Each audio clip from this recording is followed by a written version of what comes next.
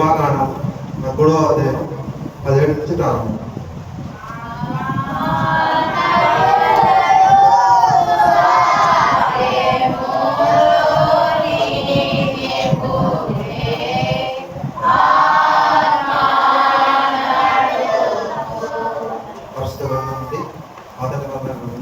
నిర్గమాకాండం 13వ అధ్యాయం 17 నుంచి ప్రారంభం. మరియు మరో ప్రజలను పోనీయగా దేవుడు ఈ ప్రజలు యుద్ధం చూసుకున్నప్పుడు వారు ఐగుప్తునకు తిరుగుదురేమో అనుకొని ఫిలిస్తీన్ల దేశము సమీపమైనను ఆ మార్గమున వారిని నడిపించలేదు. అయితే దేవుడు ప్రజలను చుట్టుదారియకు ఎర్ర సముద్రపు అరణ్య మార్గమున నడిపించారు. ఇశ్రాయేలు యుద్ధ సన్నిధులై ఐగుప్తులో నుండి వచ్చింది.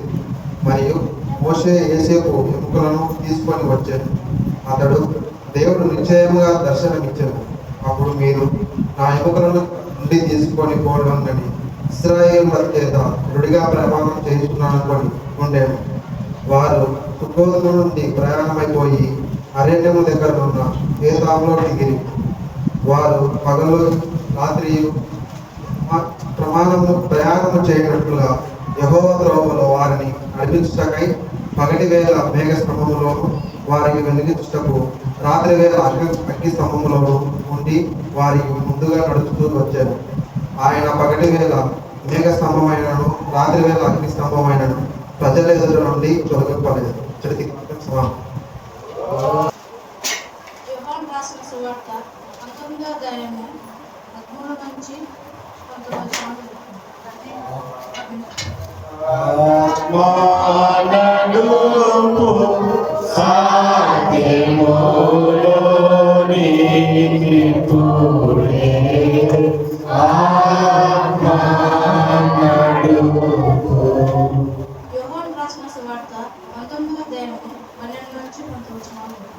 ఈ మాటను బట్టి పిలాతు ఆయనను విడుదల చేయుటకు యత్నం చేసిన గాని యూదులు, నీవు ఇతని విడుదల చేస్తివా?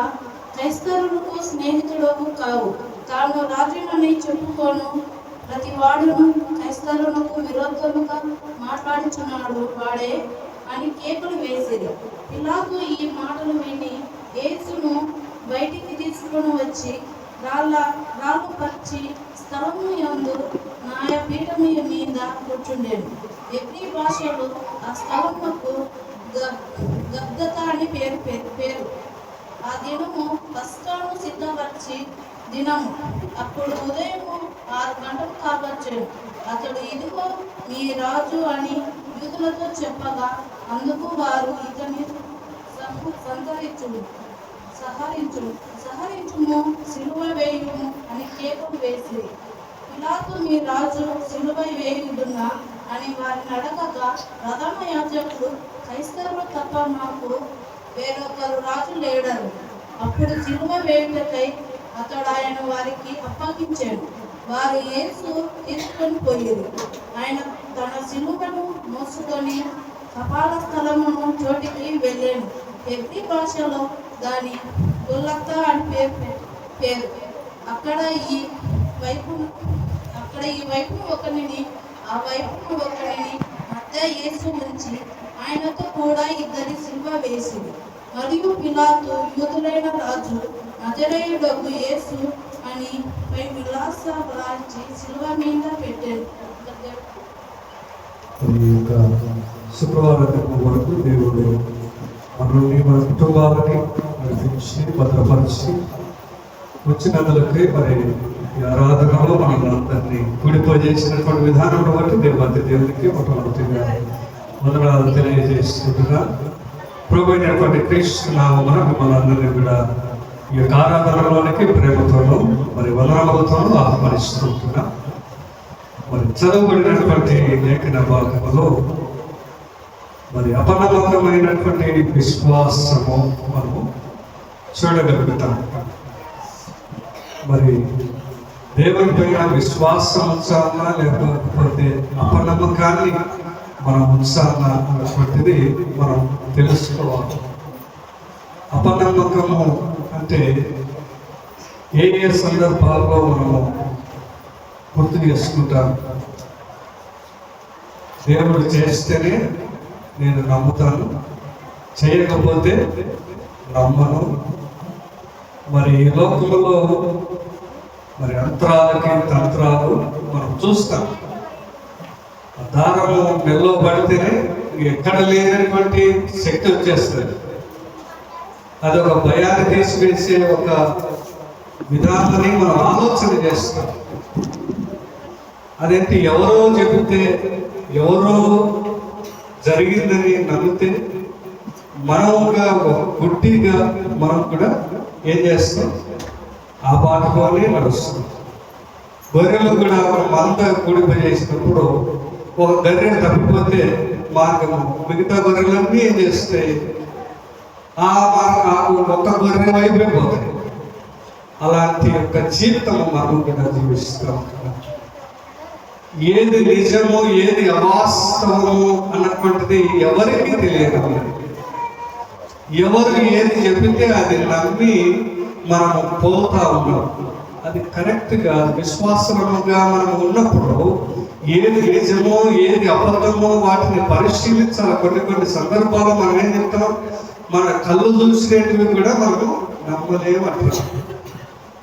అంటే ఎంతటి మనలో అపవిశ్వాసాన్ని కలిగి ఉన్నామో మనం అందరం కూడా చూద్దాం. మరి చదవబడినటువంటి నిర్గమకాండము 13:17లో మరి చూస్తే వాళ్ళంతా కూడా ఇశ్రాయేలు ప్రజలను ప్రేమించి దేవుడు వారిని కానాను ప్రదేశానికి నడిపిస్తూ ఉన్నాడు. మరి ఎలాంటి నేతృత్వంలో, మరి మోషేను నేతృత్వంలో ఇశ్రాయేలు ఐగుప్తు నుండి బయలుదేరినారు.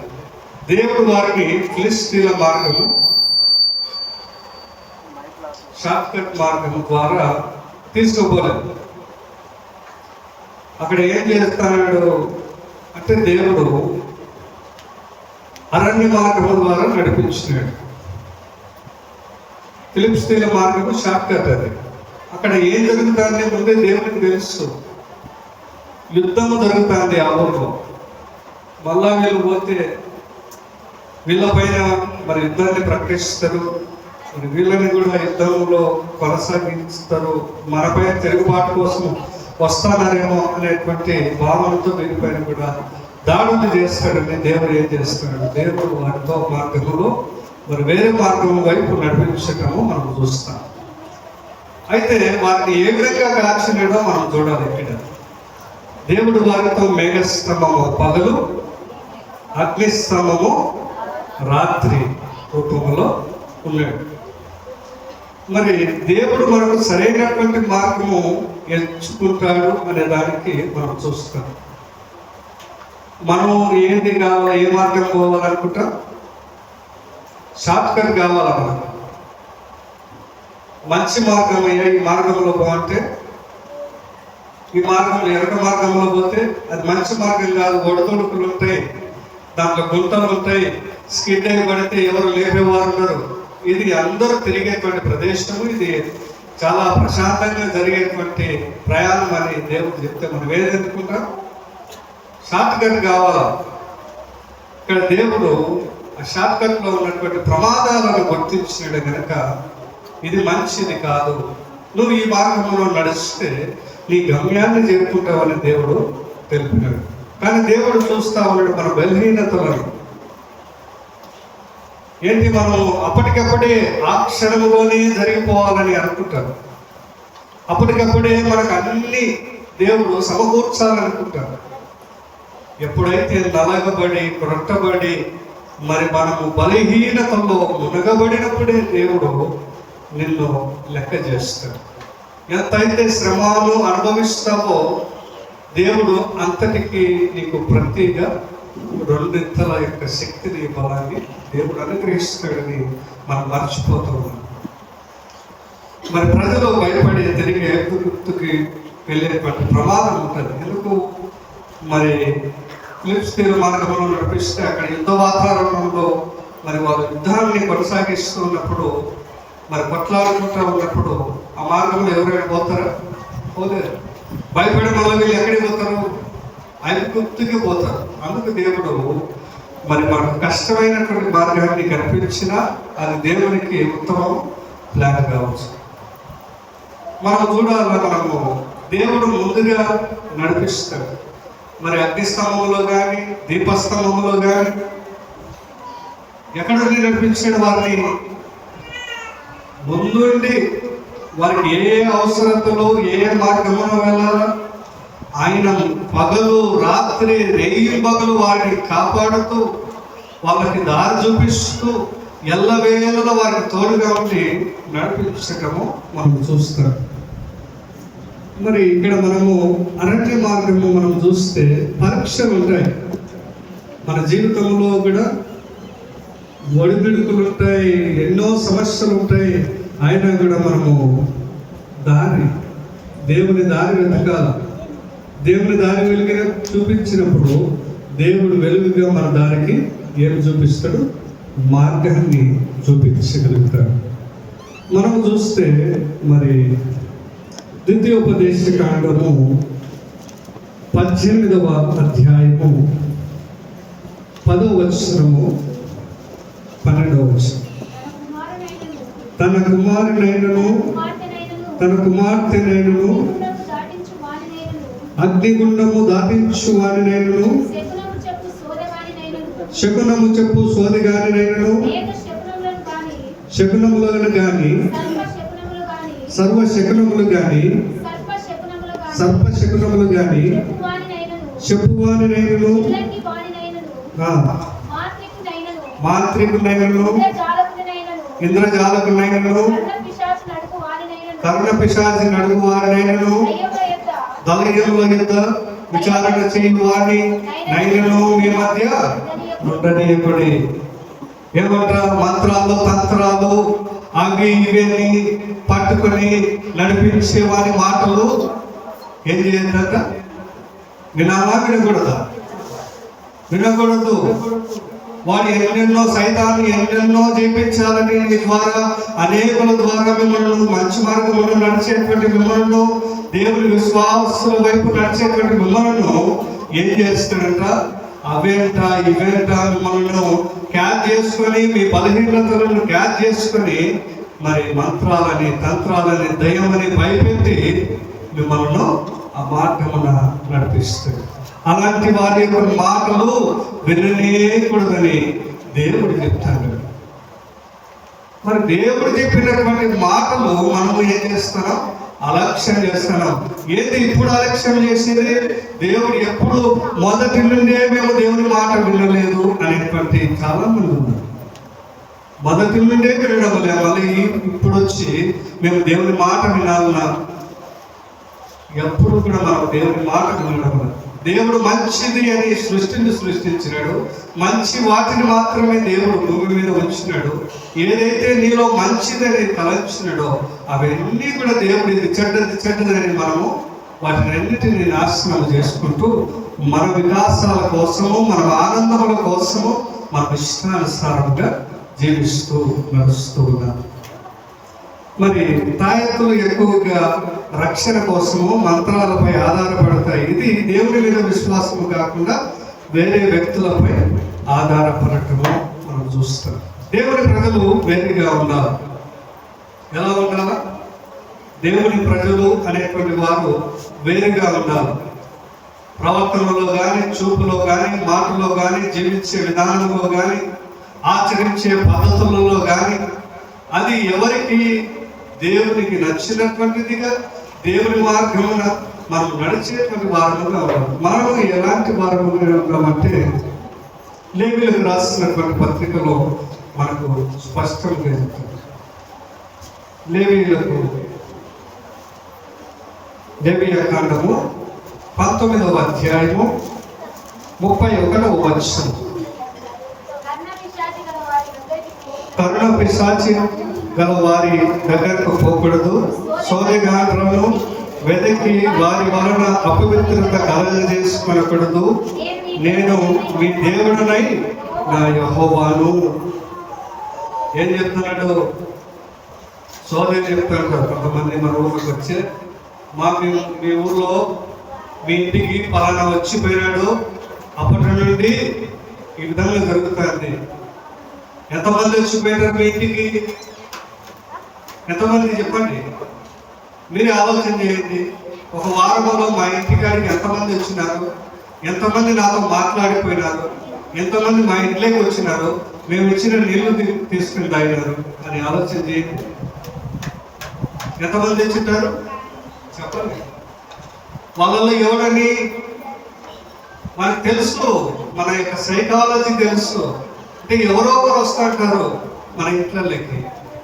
వాళ్ళలో మనం ఏమనుకుంటాం, అబ్బా పలానా వాడు వచ్చినాడు, పలానా ఆమె వచ్చింది, అప్పటి నుండే మనకి ఈ విధంగా జరుగుతుందని వాడు చెప్పిండాడు, పేరు చెప్పిండాడు, ఊరు చెప్పిండాడు, ఏమి చెప్పినాడు మన ఊహలు.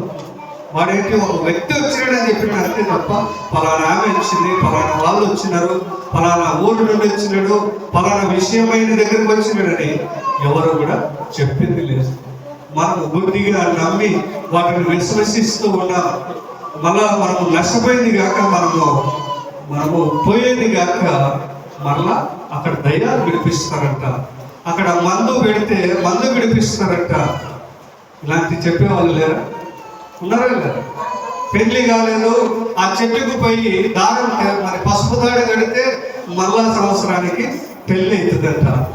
పిల్లలు పుట్టడం లేదు, పలానా వ్యక్తి దగ్గరికి పోతే ఆయన స్వస్థతలు జరిగి ప్రార్థన చేస్తే నీకు గర్భం వస్తుందంట.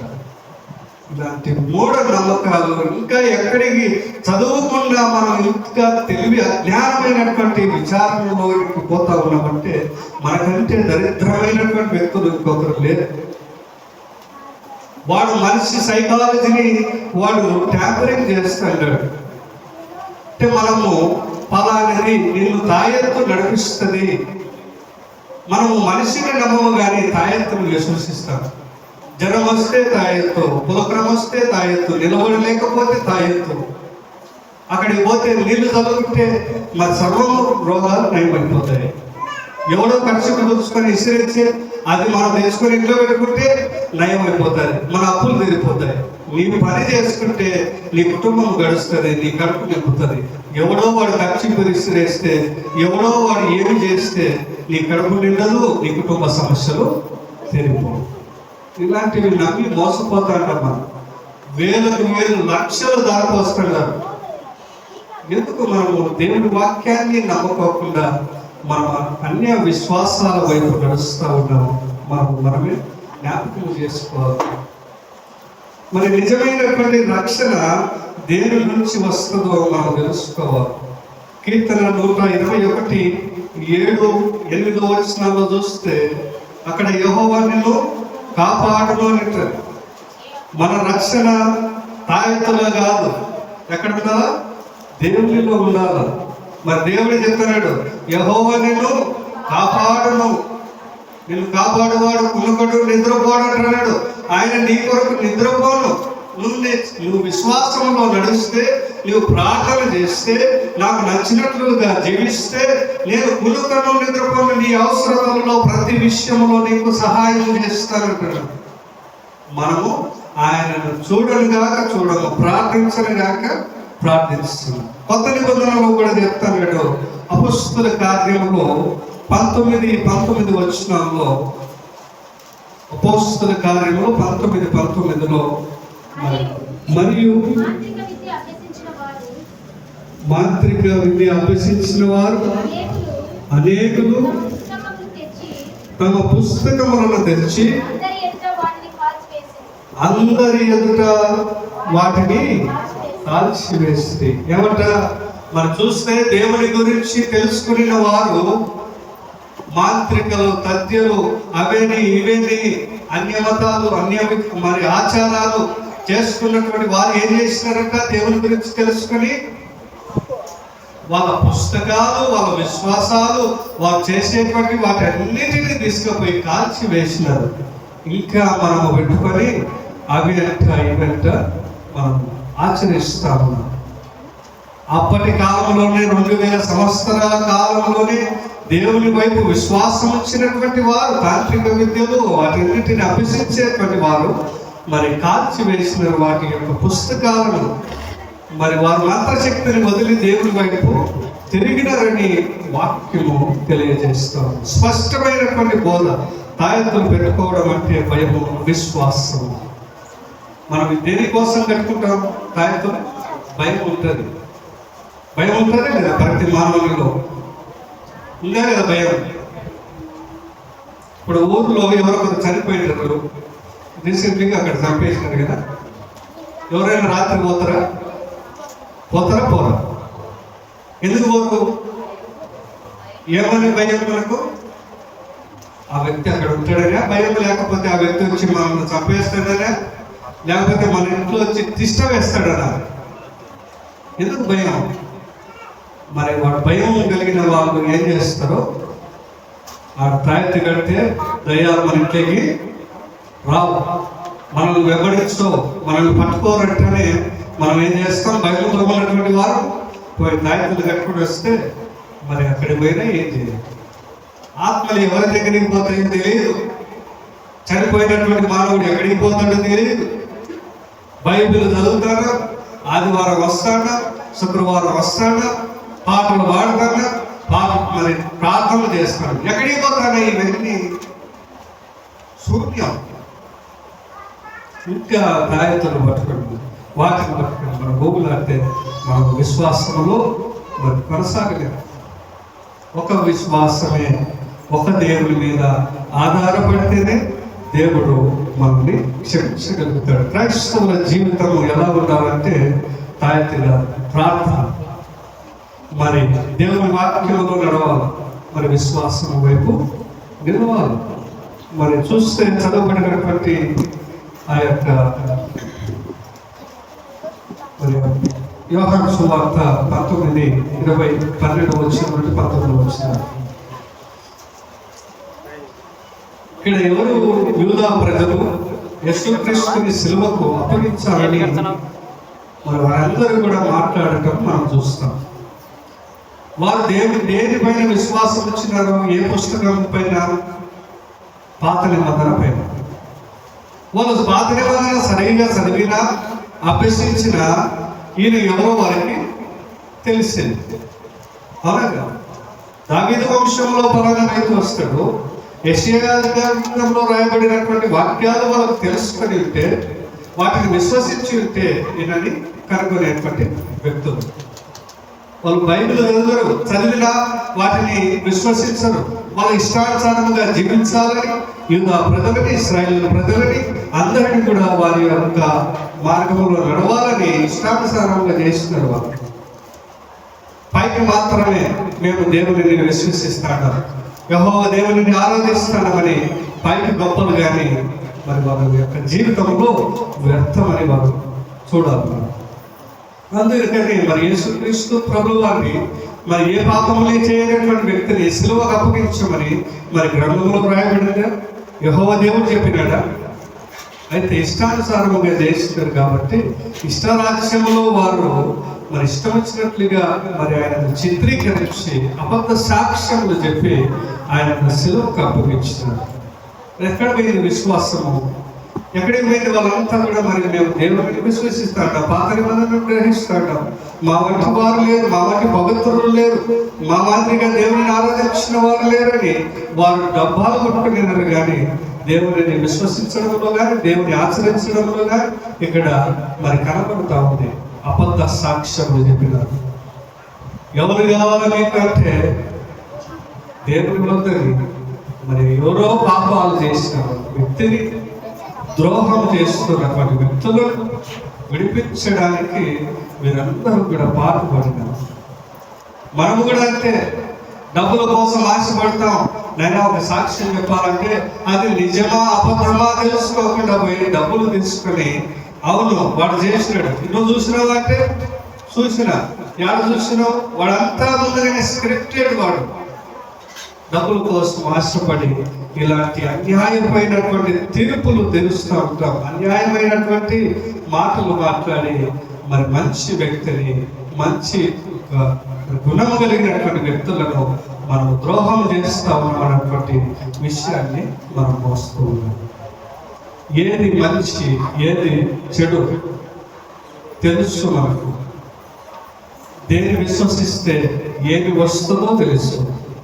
అన్యాయాన్ని వెతికితే అన్యాయమే నీవు కోస్తావు. మంచిగా నడిస్తే మంచిది. ఈ లోకంలో నీవు పొందకపోయినా దేవుని ఎదుట నీకు ఎన్ని మాటలు కావాలో అన్ని మాటలు దేవుడు ఇస్తాడు. ఈ లోకంలో నేను ఏమి ఇవ్వడని కూడా చెప్తాను. నా విశ్వాసం ఏంటి? భూలోకంలో ఇవ్వడు, పరలోకంలో ఇస్తాడు అన్నటువంటిది నా నమ్మకం. యేసుక్రీస్తు ప్రభుల వారు మరి ఆయన సిలువను పొంది ఇంత శ్రమను అనుభవించి మరలా రానైనటువంటి క్రీస్తుకి నేను మరలా సిలువ వేయించకూడదు అని మనం అనుకోవాలి. మన విశ్వాసము క్రీస్తు సిలువ వైపు నడిపించబడి ఆయన యొక్క బాధలో ఆయన అర్పించినటువంటి ఆ యొక్క అర్పణలో మనం కూడా భాగస్థులముగా కావాలి. మన భయాన్ని క్యాచ్ చేసుకుంటూ ఉన్నారు. మరి సైకాలజీగా మనం ఆలోచన చేస్తే మన యొక్క భయాన్ని వారిలో క్యాచ్ చేసుకొని వాటిని ఉపయోగించుకొని వారు డబ్బులు సంపాదించుకుంటారు. అన్నీ తెలిసినటువంటి నీవు మరి నువ్వు వాటిపైన విశ్వాసం కనబరుస్తే దేవుడు నిన్ను ఇవ్వాలనుకున్నటువంటి వాటన్నిటినీ కూడా దేవుడు వెనక్కి తీసుకుంటాడు. ఒకే విశ్వాసం, ఒకే దేవుడి పైన మనం విశ్వాసం కలిగి మనం దేవుడి పైన ఆధారపడి అటు జీవితంలో మనం అందరం కూడా జీవించాలి. అతని యొక్క దేవుడు మన విశ్వాసంలో బలపరిచి మనందరినీ విశ్వాసం వైపు నడిపించవలసిందిగా మరి క్రీస్తు పేరిట మనందరికీ అటు జీవితాన్ని అనుగ్రహించుగాక. ఆమేన్. కొద్ది నిమిషాలు మరి మన సంఘ సభ్యుడు, సంఘ కాపరి మన మధ్యలో దేవుని వాక్య పరిచర్యలు చేయగా ఉందా. క్లుప్తంగా మరి 25 నిమిషాలు మీ వాక్యాన్ని ప్రకటన చేయవలసిందిగా మనం చేస్తున్నాం.